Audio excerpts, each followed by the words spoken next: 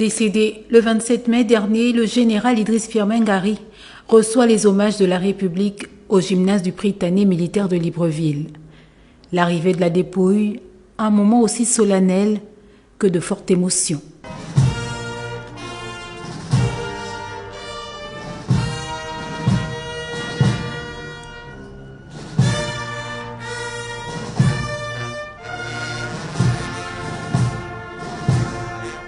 L'hommage rendu à l'homme par le chef de l'État est une reconnaissance à l'action, à l'œuvre de ce vaillant soldat au service de la nation gabonaise.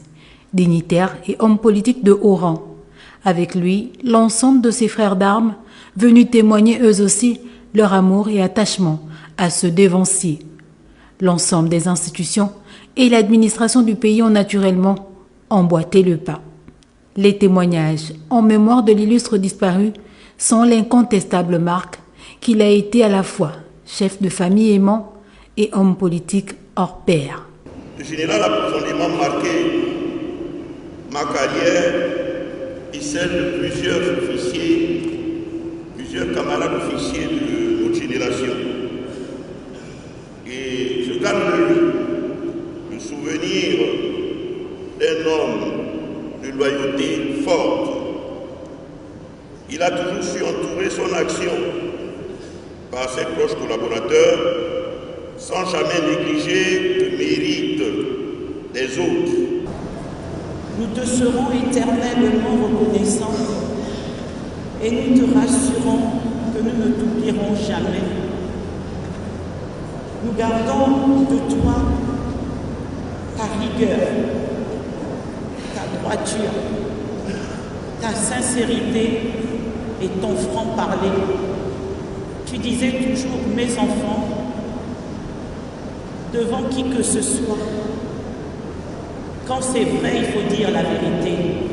Le général Idriss Firmin Ngari aura donc laissé une empreinte indélébile dans la vie militaro-politique nationale. En lui rendant hommage, le président de la République, Brice Clotaire Oligui Nguema, en militaire de carrière convaincu dans sa vie passée, pose un acte en toute connaissance de cause. En ma qualité de président de la République, chef de l'État, chef du gouvernement, grand maître des ordres nationaux, je vous élève à du poste à la dignité de grand roi.